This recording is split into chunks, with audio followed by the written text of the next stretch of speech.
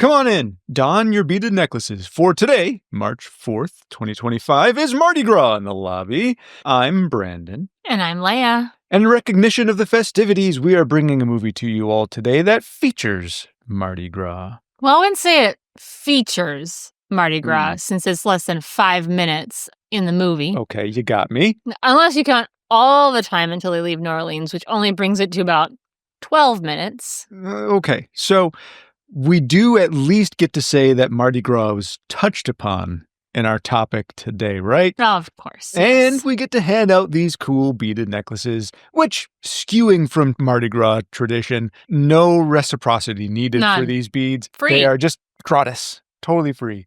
All right. Well, everyone, please take a seat and make yourself comfortable. Make sure you stop in our lobby to get your popcorn full and buttered. And your soda topped and chilled. Yes, the best ways to have both of those.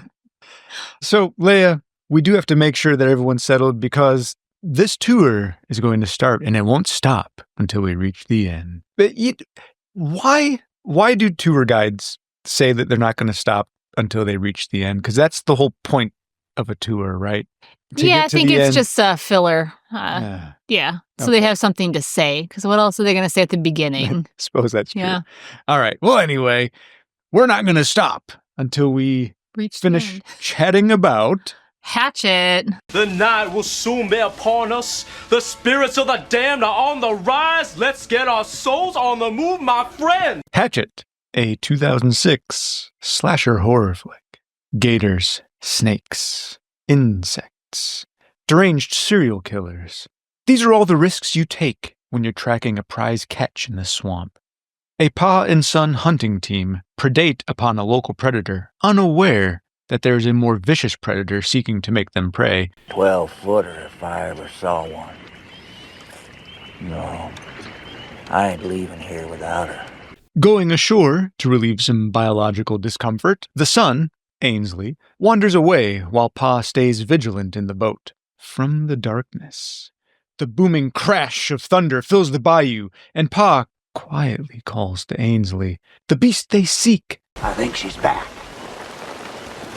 Well, what should I do? Don't make a sound. Stay right there. But Ainsley pleads. Pa? Maybe we can go home now? After a short time, feeling distraught, with no response from Pa, Ainsley sets about looking for his daddy, stumbling through the rainy dark, across the soggy ground, and arriving back at the boat. Ainsley is emotionally stunned as he is met with an unbelievably horrific sight. Pa has been bisected. Blood, guts, and viscera strewn about, innards exposed. Seeking desperate vengeance for his poor Pa, Ainsley takes up his fishing spear and calls out in challenge to whatever beast has slain his progenitor. Like progenitor, you know? Yep, got it. Okay. The stalwart lad stands tall, ready to take any challenge set before him. Come and get it, you bitch! But he simply is not ready for the foe that finds him. A deep, guttural, bestial roar overtakes Ainsley's senses as he is faced with a mysterious monster the likes of which he hasn't ever encountered. Enormous and menacing, the mysterious entity descends upon the comparatively diminutive swamp lurker. In a show of utter brutality, Ainsley's arm is torn off his torso as easily as one might strip a twig from a sapling. Then he is bashed like a rag doll against a tree. While prone and incapacitated, the arm of a titan easily pushes its way into the pitiable man's back and pulls out what should be inside. With a final vile effort, the unfortunate Ainsley is torn asunder at the waist and left to do nothing other than die as he shouts and cries into the dense, dark, stormy bayou night. The stark contrast of daylight brings us a complete tone change. From the dark, malevolent, and gore-filled swamp to the bright cacophony of music and merriment of revelers that have all gathered on Bourbon Street for the grand spectacle that is New Orleans Mardi Gras celebration. Beer, beads, and boobs dominate the scene as a small group of friends make their way through the crowd to a side street. Feeling exhausted with the debauchery, one of the group, Ben, played by Joel David Moore, expresses discontent with the excessive nudity, non-stop alcohol, and noise. Haven't you seen enough boobs? I'm just not feeling this. I should have stayed at home. He decides to go off and find a more low-key experience. DeWitt and Robinson told me about this haunted swamp tour thing that they did last year. They said it was amazing. Doing his best to convince his friend to get back to the party, Marcus, played by Dion Richmond, puts up a defensive argument, but fails to persuade the crestfallen Ben. Ben persists, and Marcus, against his preference, follows his unimpressed friend off of Bourbon Street in search of a haunted swamp tour. With the destination of Marie Laveau's House of Voodoo set in mind, the pair find their tour guide of terror, Sean, the horrifying haunt host. Who's ready to do some haunting, huh? Sells the boys their tour tickets and assembles the generally giddy group for an evening in the swamp. The compact crowd convenes on the scare bus, and we meet our misfit passengers. Attending with the fellas and the guide, we have a middle-aged married couple, adorable as can be, a semi-amateur pornographer, and his 2 hired actresses who seem content to lift their tops at the drop of a dime, and one lone, seemingly despondent woman at the back of the bus who would rather keep to herself, but is put to chatting by the flirtatiously pathetic Ben. I'm Ben. Mary Beth. Mary Beth, that's a great name. Because it's actually 2 names. Mary Beth is her name, played by Amara Zaragoza, and she shuts Ben down at every turn. It's too Look, I'm sorry. I didn't come on this tour because I was hoping that just maybe I'd get to meet you. The ill-fated tourists park the scare bus and board the scare boat. As the next leg of the journey is about to begin, shouts of warning are bellowed at the unsuspecting group. Hey! Where you think you're going? What's he saying? Brushing off the shouts as nothing more than ravings of a lunatic, Sean casts dismissive aspersions on the man he calls Jack Cracker. Yeah, one of the local alligator hunters just sits there, yells things, drinks his own piss. And reassures his paid followers that all is well. As they cruise through the bayou, they pass a rotted, ruined house on the shore. Sean then tells the tale of the infamous killer. That right there is a home of a real famous Louisiana legend, Victor Crowley. Tragedy soon strikes as the boat runs aground and catches on swamp litter. What happened? Oh, we just got stuck. Unable to wrench it free or get the motor working, all aboard are faced with deboarding as a storm kicks up and the crippled boat begins taking on water. While passing over a log, one of the tourists is grabbed on the leg by a gator. He is, however, freed by the fast-thinking Mary Beth as she fires a gun that she had on her person and strikes the gator, lost in the swamp far from civilization and without a boat. Stranded in the storm and rain, slowed by an injured man, the intrepid castaways journey to safety. But what waits for them in the treacherous backwater is worse than gators. What stalks in the shadows of the swamp, what menaces the mire, what beleaguers the bog, is Victor Crowley. No quarter will they find in the quagmire outside of the French Quarter tonight. If you're ever near the old Crowley house late at night, you still hear old Victor Crowley crying for his daddy. Daddy. Y'all hear that? Okay, Leia, so we made it through my meandering plot. Let's get on to a little bit about cast and crew, as is our tradition, yeah? Yeah. Where are we going to start? You can determine where we start. I always do. So You always do. Sticking with tradition. So let's talk about the director, who is also the writer, Adam Green. He's known for this, of course, but he's also known for Frozen, Digging Up the Marrow, a TV show called Holliston, where he's actually the creator, writer, director, star, and showrunner. Yeah. Was he born there or lived for most of his life in a town called Holliston in Massachusetts? He was born and raised in Holliston, Massachusetts. He actually grew up doing leading roles in school plays. He hosted his own morning program, radio program called Coffee and Donuts. In his town's local radio station. He always had a flavor for showmanship. Yeah, very much. From a very young age. Stuck in entertainment is his lot in life. Mm-hmm. Oh, and we should mention Frozen, the movie where unfortunate people get stuck on a chairlift, not the Disney movie. Oh, yeah. Oh, yeah. Sorry. I should have. I feel like people would know that, but maybe not. Maybe not. He didn't do the Disney movie. You would think that. But Leia, I did read an AMA with Adam Green. One of the question askers had asked him in the AMA, do you mean the Disney movie? Really? Which he had to reply no. Oh. You think you're already found your way to Reddit via the internet. You think you could have just opened another tab and seen what Adam Green there's does. this thing called the internet. Mm-hmm. A little bit of, research. Just a quick before you're doing your Q&A would probably be helpful. Uh-huh. Yeah. But whatever. Well, anyway. I wasn't there. It wasn't me. So I'm not the embarrassed one. So we talked about the morning radio program he did, Coffee and Donuts. Mm-hmm. It is actually the first film that he kind of created called Coffee and Donuts. A little short film, right? Yeah, a little short film. He made it for only $400. And he worked for Time Warner Cable. He borrowed their equipment to shoot after hours. Oh. So he's a very Kevin Smith type of a background. Guerrilla vibe. filmmaker. Yeah, absolutely he does. He also had created his own production company. Oh, wow.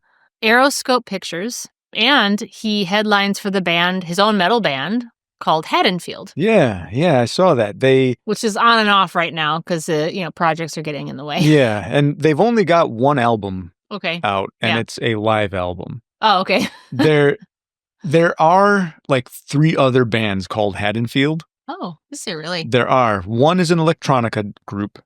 That's not it. And then another one is a punk band that sounds very similar, reminiscent to the days when Glenn Danzig was in the Misfits. Oh. But it's not Glenn Danzig, nor is it the Misfits. It is another punk band called Haddonfield. Okay. So when I was trying to find his music, his band, Haddonfield, I did come across all these other ones. And I'm like, this does not sound like a hardcore band. But I did find their live album, and that was, they're okay. Yeah. Would you listen to them? No. Okay. They're all right. Yep. All right. That's all you need to say. It's all you need to say. It's all you need to say. It's not for everyone. You know what? You can't be everybody's cup of tea. Right.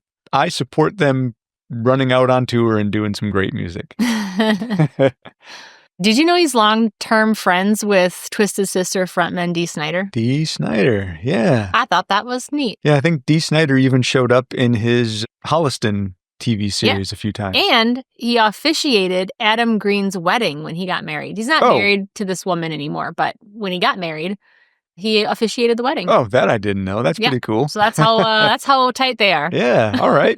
I could go for Dee Snider officiating my wedding. Right? Why not? Nah, we just went to the courthouse. Yeah, that's fine. In and out. In and out. Done. Wham bam.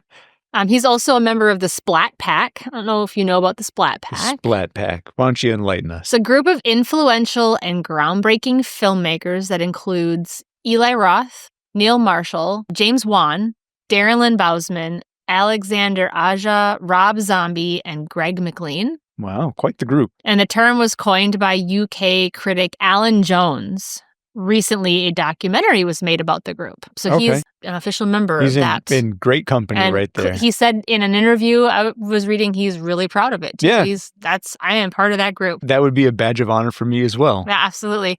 His favorite movie is E.T., and he's actually heavily inspired by Steven Spielberg. Sure, that's understandable. He's in good company there as well. Yeah, he is. Some of his other influences include Alfred Hitchcock, Chris Columbus, John Landis, Guillermo del Toro. I always have a hard time saying his name. Sure. And then John Carpenter. Great icons. He also has a weekly podcast with fellow director, co-star, and real-life best friend Joe Lynch called The Movie Crypt. Yeah. On the Geek Nation network. I might like to check that out. It sounds like it's more about the process and kind of deep dives into, creating. Yep. Neat guy. Yeah, he sounds super kind.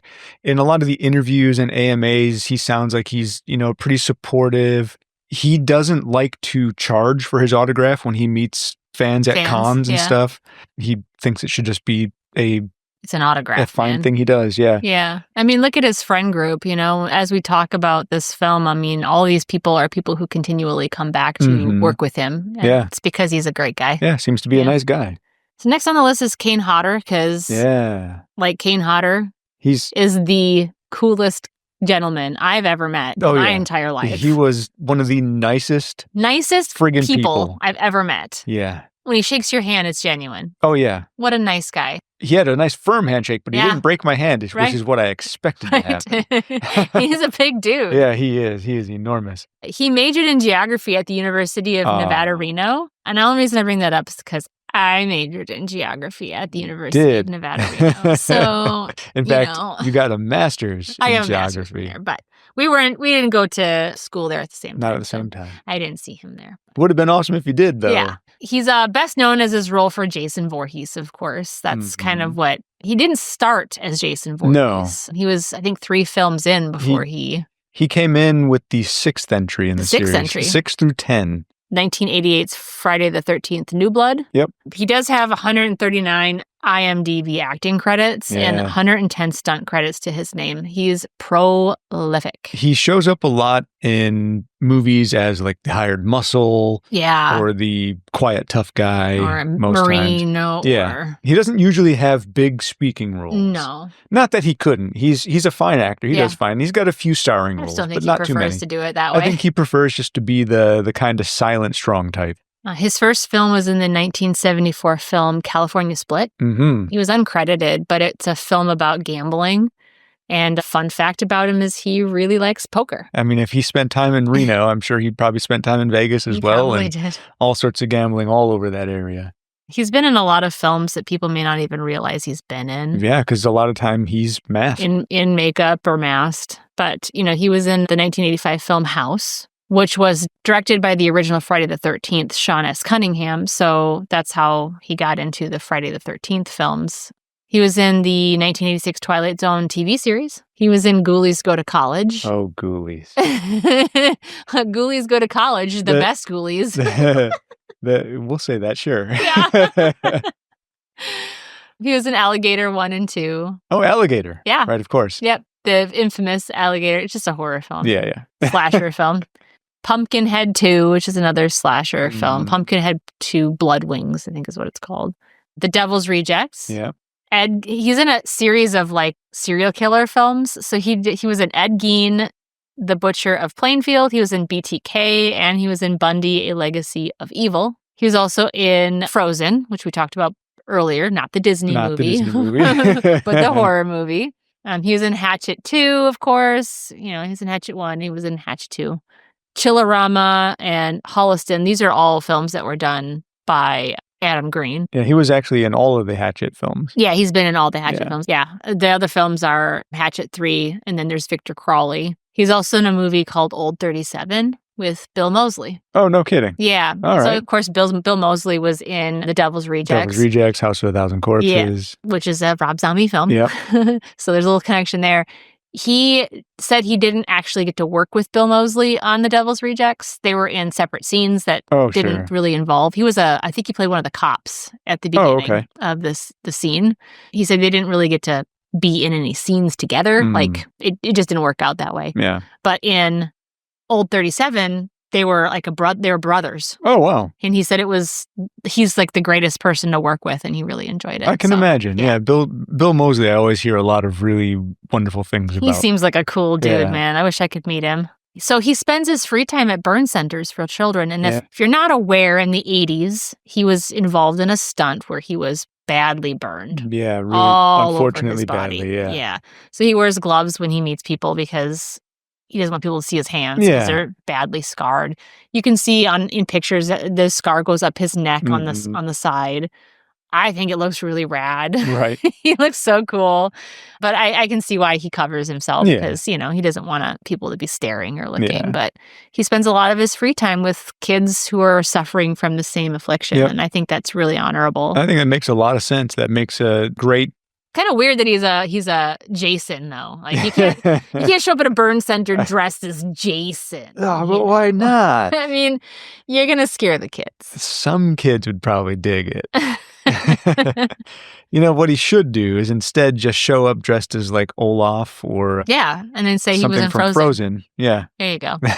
And he can be Princess Anna. I kind of would like to see Adam Green direct a Frozen mashup. A Frozen mashup. Uh-huh. Yeah. Call it Frozen Squared. And I don't know where we'd go with it from there. Yeah, I was going to say from there, I have no idea what you're talking about. Just pulling that off the top of my head right now. He loves to like work with children, and that kind of moves into like his whole concept for Jason. And what I mean by that is he actually helped develop Jason Voorhees' character. Kane said he doesn't feel Jason would ever have to run after his victims, first of all. So that's one of his first He's contributions. always plodding along. Never runs after his victims. No. Ridiculous. Yeah, it's insane. But the other thing is that he would never hurt children or animals. Yeah. So he makes sure that in any film that he is with Jason especially, he never hurts children, he never hurts animals. And I think he pulls that child aspect into a lot of his other movies too, because he'd even said in Hatchet, I'll do it, but I'm not, I won't hurt children, I won't do this, I won't do that kind of a thing. If you think about the Jason Voorhees character, his whole tragedy began when he was a child. Yeah, so why would he want to go after children? He harbors disdain for teens. Yeah. And young adults. Jason, yeah, I mean, it makes sense. He probably wouldn't hurt kids. Yeah. He's a killer with a code. He's a killer with a code. He loves heavy metal music. Yeah, there's a boy. Yeah, so he's good friends with Rob Zombie, of course. Of course. And Kurt Hammett from Metallica. Mm-hmm. I think he's a neat guy. Yeah, I think he's awesome. I love Kane Hodder. We got to meet him the one time. It was great. And it was super brief, but it was super awesome. It was super awesome. I will not forget that meeting. So maybe next we move on to Joel David Moore. I think that sounds about right.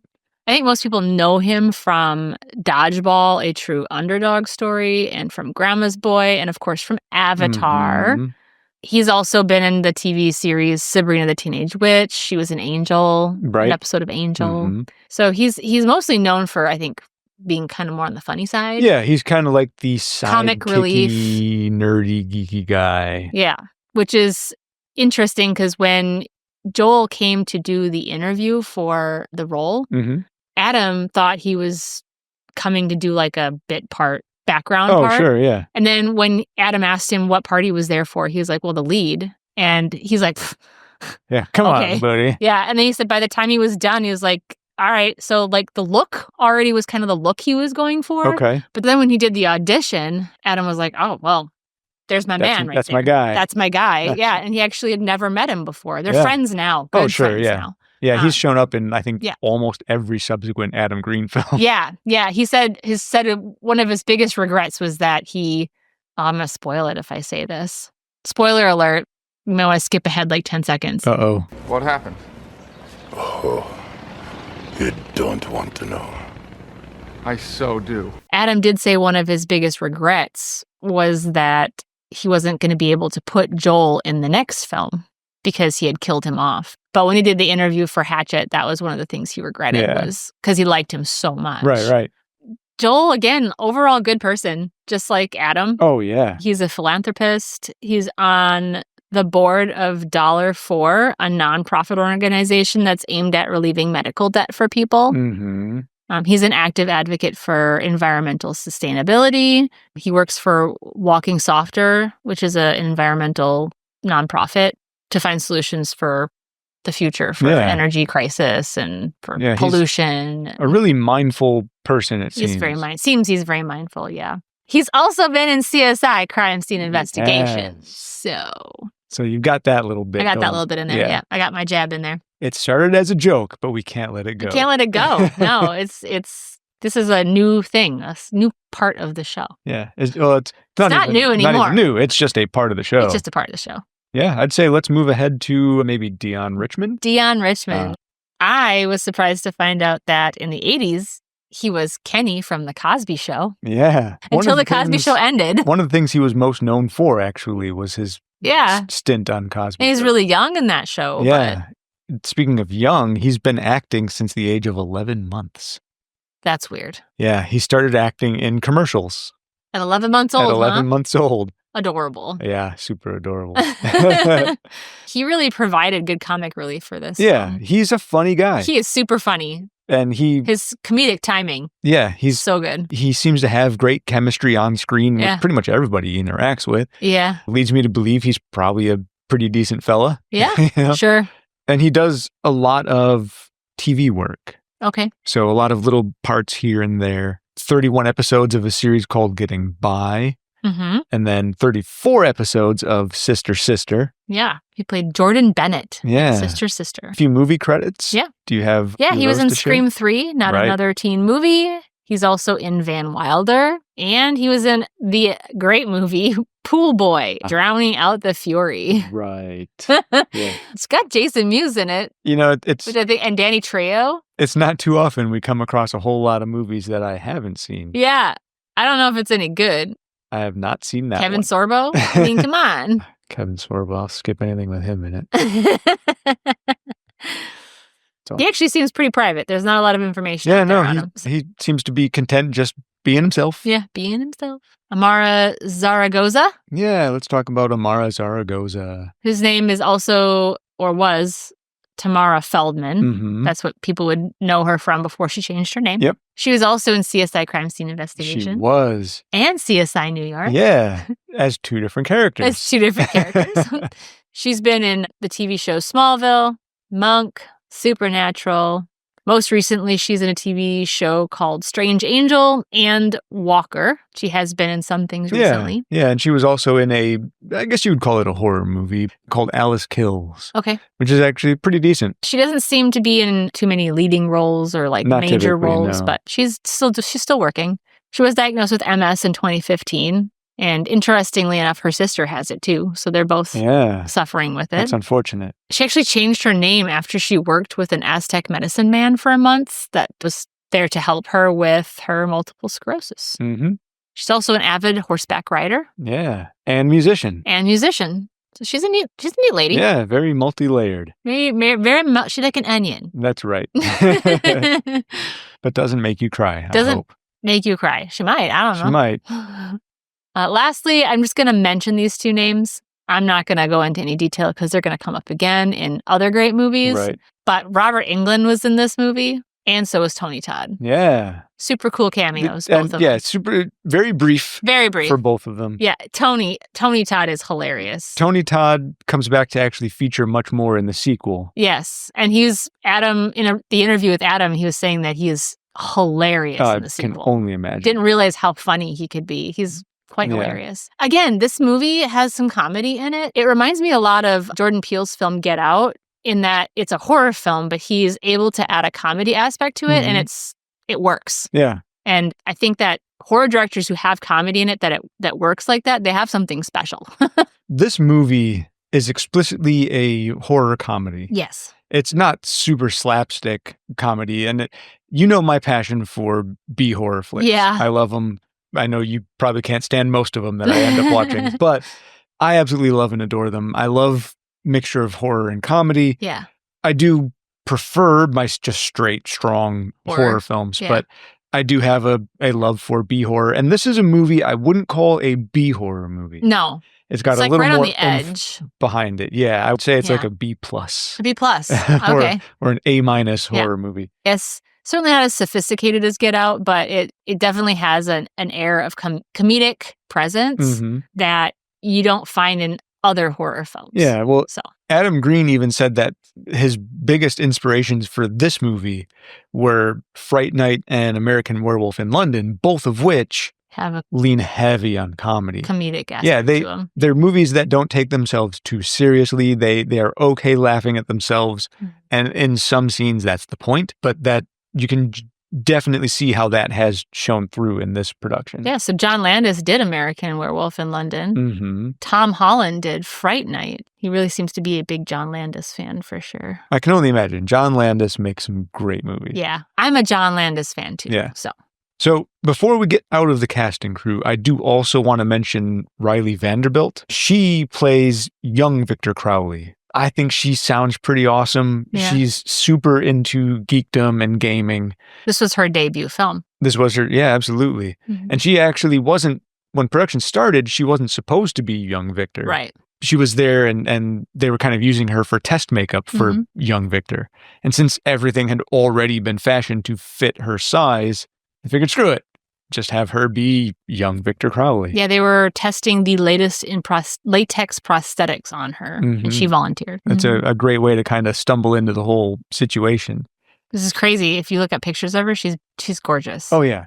Super, but she is super not as beautiful young gal. Victor Crowley. No. Holy macaroni, can you use makeup to make someone ugly? Yeah. Holy cow. Yeah, she really transformed with that makeup. So did you read much about her project, Team Unicorn? So Team Unicorn is a group, a company that she is part of, and their whole mission is to create a presence for women to say, hey, look, we are not just silent geeks. We are loud and proud in geekdom and nerdiness and gaming. They have YouTube channels, they have websites, all dedicated to promoting women in these what are traditionally thought of as male-dominated fandoms. So I think it's awesome that there's someone out there really pushing to say, hey, not just guys are geeky and nerdy, women are too. So and they're not just geeky and sexy. Right, yeah. Because that's the other thing is like, yeah, okay, they can be geeky, but like, oh my God, that's so hot when they're geeky. Right, yeah. There's like, we're actually geeky. Women can just be women geeks. You don't have to ascribe the attractiveness level to them. Exactly, yes. Did we cover who I've we covered wanted everyone I needed to, with this group here? All right, then. So let's move on into the next category we usually go to, which would be the acclaim of the film. I did get legs for this one. This one's got interesting legs because they're long legs, but that doesn't necessarily mean the film did well. So this is one of those exceptions where the legs look really long, right? But it has nothing to do with how well the film did. 19.15 legs. I forgot to put on my long legs today. I couldn't help myself. I was trying so hard to not. I could see it in your face. It was like you were constipated or something. I was really holding back and I couldn't. Okay, sorry. Continue. The film had 19.15 legs. Yes. However, it only did $175,000 domestically. Not a ton. $240,000 worldwide. Opening weekend, it only did $9,000 with a production budget of $1,500,000. Zoinks! Yeah, so not great. The legs just look long because it is a ratio. And it is surprising that this film actually managed a sequel. Yeah. Off of that return. Yeah. Well, I think the cult following after, because it didn't do well when it first came out, but I don't think anybody really knew too much about it. And then when it started picking up traction, and it came to video, that's, if you looked at video sales or downloads, or it would probably be a lot higher. I think so, yeah. Yeah. I did win an award at the Fantasia Film Festival for Best European/North-South American Film. Wow, that's a lot of directions. It's a lot of land to cover. So it did win an award. It premiered at the Tribeca Film Festival before it was out on limited release in September. So, I mean, it did okay. It just didn't make back what it, should have, in my opinion. I think that may have to do sort of with the sort of lower budget appearance of the film, as well as, a lot of people, when they go to a horror film, they're not expecting comedy unless it's explicitly marketed that way. Yeah. So I think the kind of off the cuff kind of goofball nature of some of the scenes in this film may have put audiences to the side. Well, this is a film Adam always wanted to make before they even started producing the film, to get the funds they needed to have the budget that they had before they even did anything else. They created a trailer for the film before they had actors, before they had anything. And that's how they ended up getting it was received so well that's how they ended up getting the production budget. They sold the movie, Yeah. As I've been doing lately, I've been kind of throwing out a few like taglines for the movie, right? This had a few that I'll kind of throw at you. One is, it's not a remake, it's not a sequel, and it's not based on a Japanese one. It seemed to really kind very of specific. Abstract. It's oddly specific. Yeah. Then we get another one to the point of old school American horror. Okay. And I don't really dig that one either. The next two, though, I think are much more appropriate. Gold. Victor Crowley Lives. Okay. That definitely appropriate. And there's even in the movie, you see that statement on the back of someone's shirt. Yeah. And then finally, Stay Out of the Swamp. Okay. Very to the point. Yeah. Very, very direct. When you said the Victor Crowley Lives tagline, it reminded me of something I'd read where in order to get buzz for the film, he actually went to New Orleans when they were filming, asking people, Have you heard of Victor Crowley? Oh. And like people were talking about it because Spreading the rumor he was around. spreading the rumor around. So then when it premiered, then people kind of already had this idea of buzz Victor Crowley going on. Yeah. Huh. So I wonder if one of those taglines came out of that. Yeah, that might be. So we'd already talked about the inspiration for the film coming from John Landis's Yeah, just kind of briefly, yeah. films, yeah. The other major inspiration for this film is quite an interesting story. I'm sure you read about it. But he got the idea for Victor Crowley's backstory when he attended Camp Avoda. Okay. Camp Avoda is it's one of the oldest Jewish boys camps in New England. And he attended it in 1983 at the age of 8. A wee babe. During his first day at camp, the counselors had actually told all the kids the story of Hatchet Face, a man that would come and get them if they got too close to this particular old cabin. You got to scare kids away from the prohibited areas. Yeah. Apparently the old cabin was where they all went to drink. All the camp counselors were drinking, so they didn't want the kids to come close to it, so they told them the story. Well, he was asking the camp counselors, well, who is he? What does he do? Like, tell me more about him. And they're like... He likes the lore. They're like, just stay away from the cabin, kid. Like, buzz off, man. So then he decided, well, I'm going to come up with a backstory for him then. Sure. So he came up with this elaborate backstory for Hatchet Face. He started chopping at that door. But Victor was pressed up against the other side trying to get out. And it was an accident, but he hit him in the face with that hatchet. And poor Victor Crowley died. And then that night, he told the story to the rest of the kids in the cabin. The backstory, of course, involved a deformed boy who was accidentally killed by his father who was trying to save him from a house fire, just like in the movie. Yeah, which is the story we hear. Yeah. He apparently scared the children so much that they had to call his parents, and it was like a whole thing. But hey, at least they stayed out of the cabin. So this story has been in his head since he was 8. Yeah, that's pretty awesome. This is like a major dream of his. I'm so happy he got to realize it. Yeah, I think it's great. Although I do have to mention, the implement shown in marketing it's not a hatchet? and in the movie is not a hatchet. Duh. It's a double bit axe. Don't you guys know what a hatchet is? It's still although I would rather have the movie be called Hatchet than double bit axe. Yeah. I think that just doesn't flow off the tongue. Yeah. Any other inspiration you got? It's just 8-year-old imagination. That's the primary. Which I think is quite special. That is pretty cool. Yeah. All right, so let's move on to some movie facts, shall we? Let's do. All right. To keep the set hidden, the movie was actually called Love Rodeo. Yeah, and who wants to go watch a romantic comedy? Right? I'd have seen that too, and I'd been like, nah, I'm good. But if I had saw Hatchet, I'd have been like, oh. Yeah. Seen a production title Hatchet? Hey, I'm there. I'll be honest, though. I don't think I would have wanted to be there. Oh, right. Mosquitoes. Not just mosquitoes, but chiggers. Yeah. They actually didn't. So the reason this was such an issue was that writer-director Adam Green, he didn't want to use any CGI in his film. That was a big post-production rule. He really only used it to remove on-screen wires and camera setups and things, just to get things out of the shot that weren't supposed to be there, but he didn't want to use it for any of the visual effects or anything. So since they weren't using any CGI, the cast and crew were kind of all covered in Kiro syrup, which is what they use for blood. They used bug spray to try to keep like the mosquitoes off, but it was only good for like 10 minutes. Kane Hodder actually ended up with 125 mosquito bites from his elbow down, because that was the only exposed areas. Could you imagine? Which is pretty crazy. And then he was hospitalized for it because it was such a problem. He was in so much discomfort from it. And then Adam himself ended up with 49 chigger bites on his legs from the waist down. I don't even like leaving my house in Wisconsin during the late summer because of all the mosquitoes. I would not want to be hanging out in the swamp.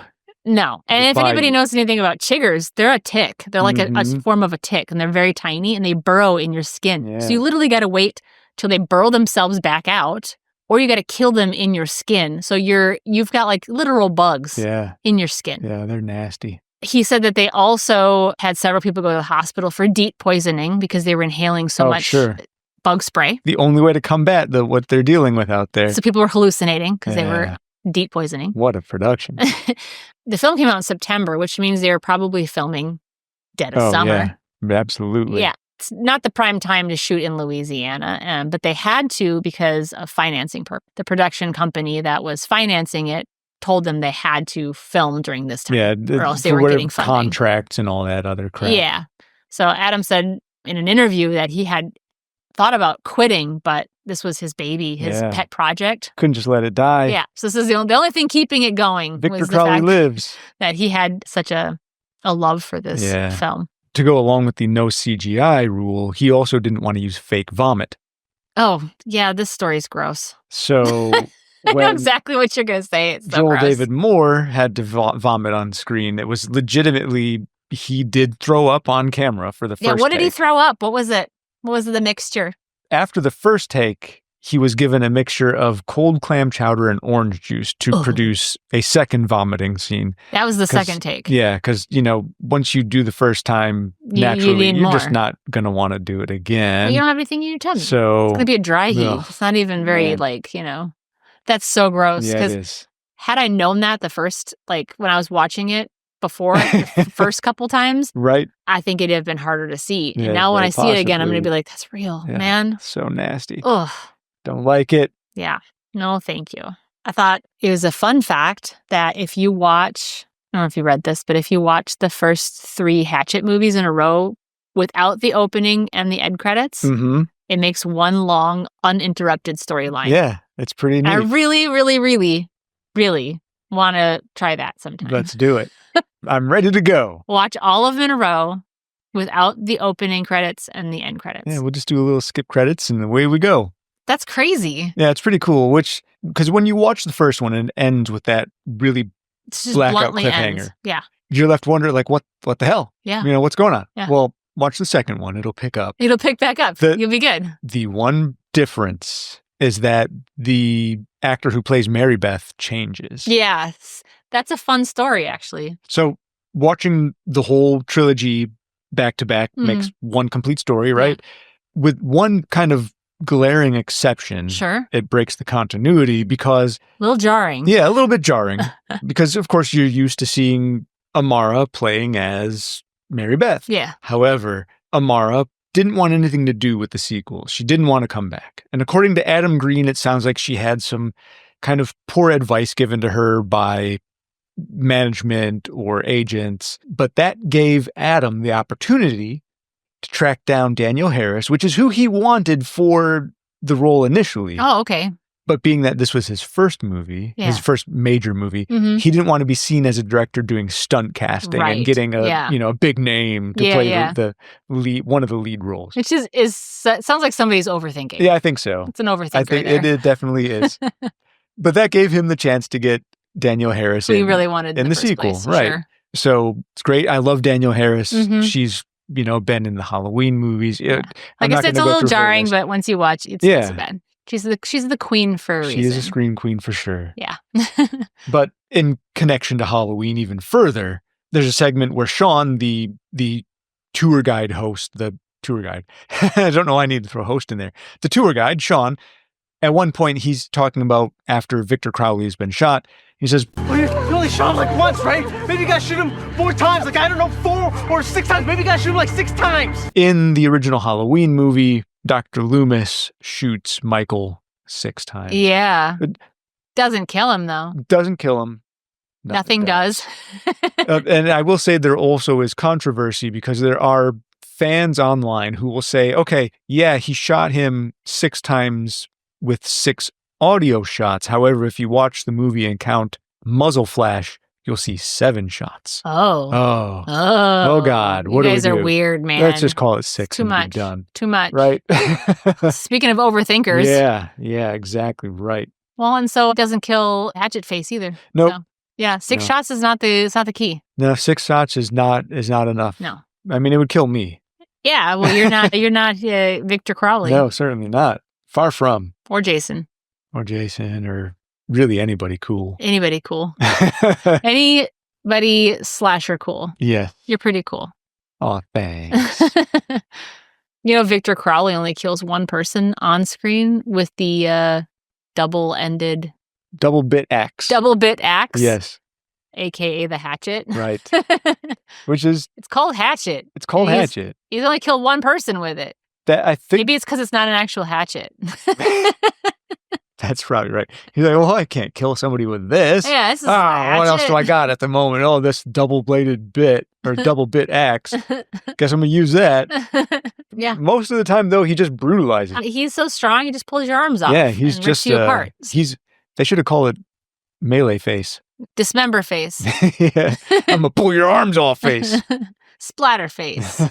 In fact, he does splatter people against trees a lot. Yeah, that's true. Which is a funny little connection. To what? Because Kane Hodder in Jason X, Kane Hodder will say one of his favorite kills that he's ever done as Jason. He says Jason X is one of his favorites. He does say next to his first one. Yeah, he says it is. He feels it was the best written Jason film. Yeah. Debatable. That man is entitled to his opinion.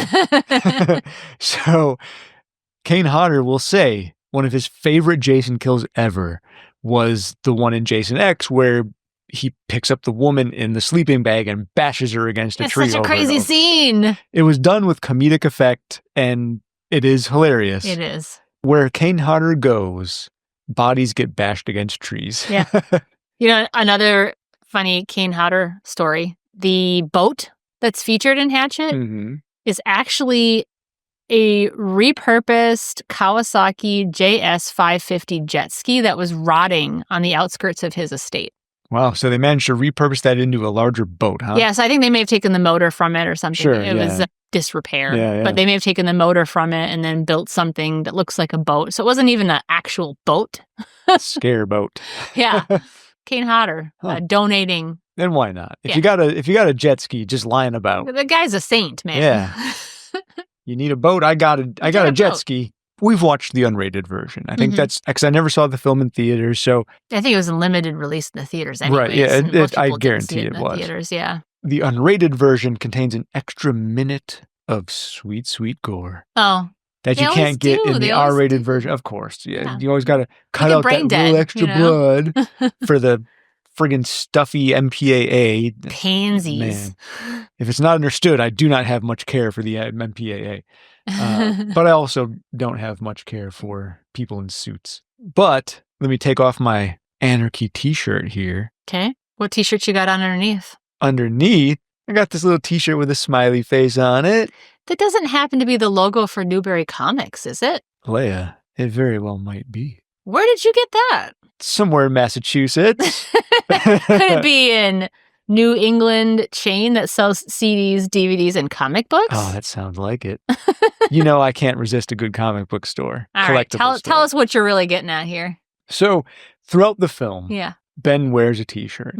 And the t-shirt it's black and it's got this cool little white smiley face on it. A kind of stylized smiley face. Yeah. That is the logo for what Leia had just mentioned, Newberry Comics, and it's a chain in New England that Adam Green would spend a lot of money getting collectibles and VHSs and horror movies. Yeah. So he frequented that establishment as often as you frequent. What's the comic book store you go to? Lost Wonders? The one I go to here in Wisconsin is Lost World of Wonders. Lost World of Wonders. Yeah. Leia, can I get into a little bit of a diatribe here? Oh, I love your diatribes. Okay. Yes, please. Speaking of comics. Yes.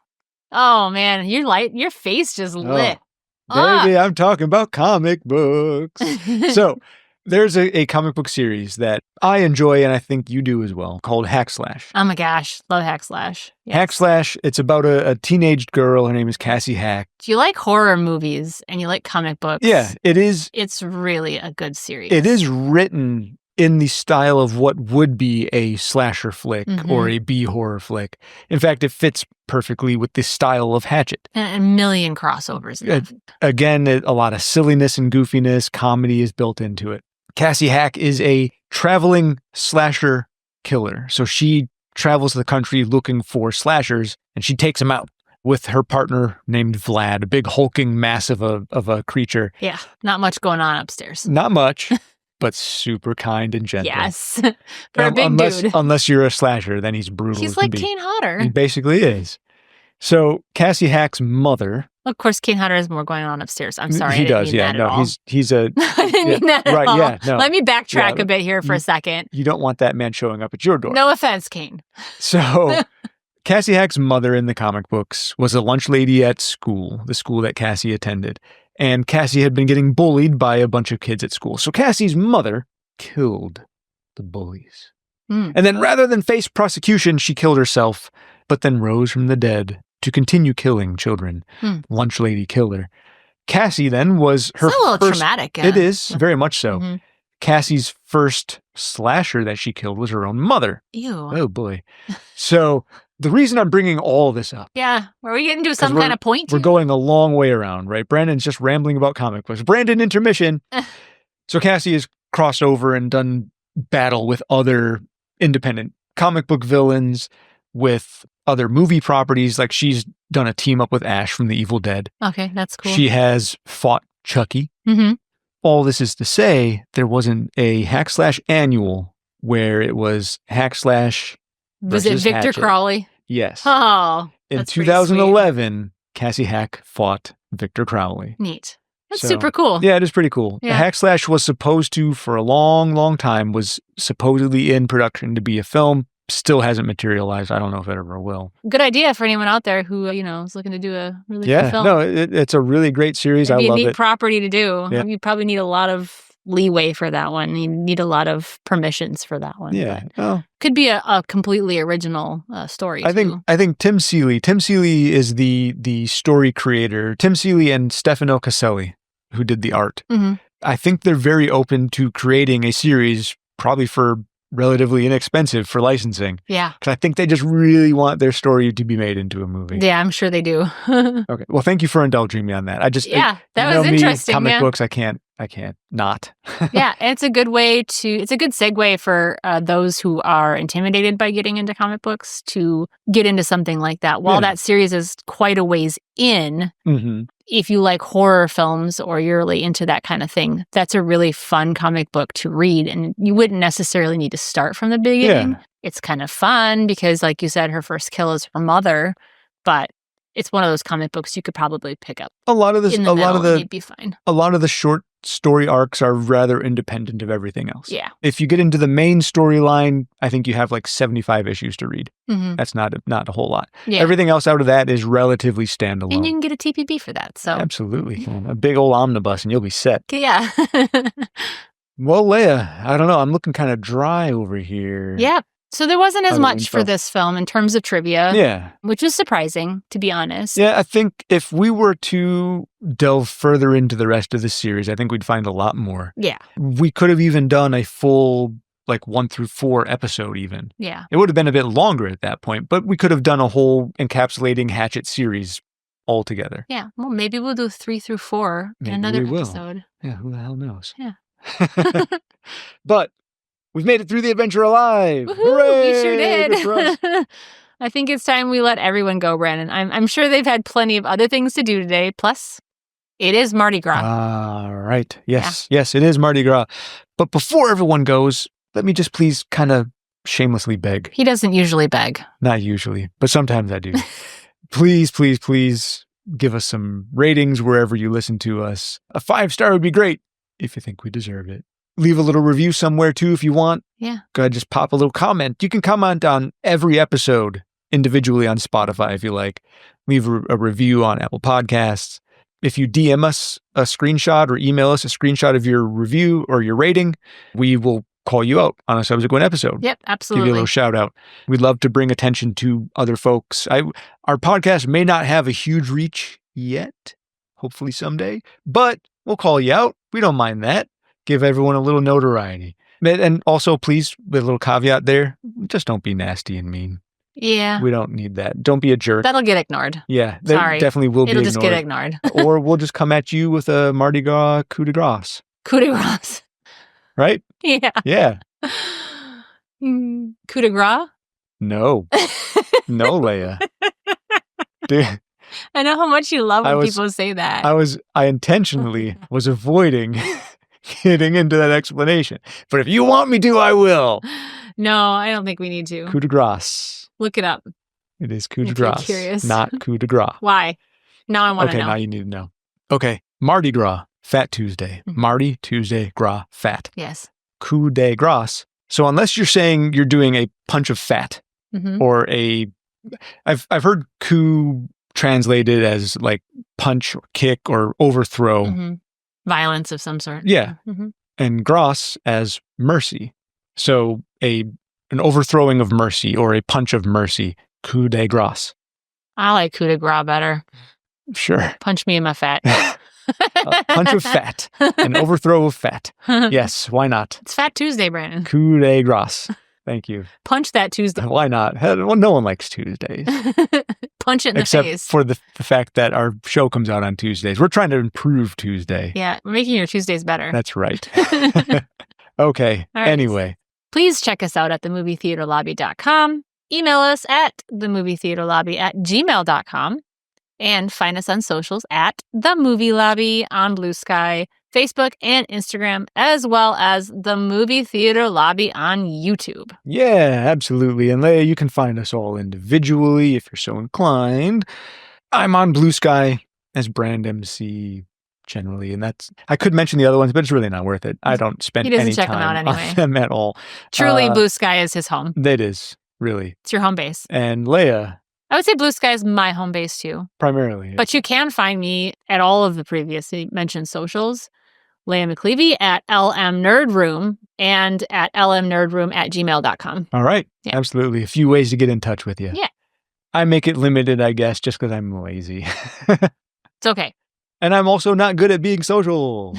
So anyway, Leia, speaking of not being social, the one thing about sociality that I am good at is saying thank you. Yes, you are very thankful. I do say thank you a lot. You do. I would say too much, but is there really a too much on thank you? No.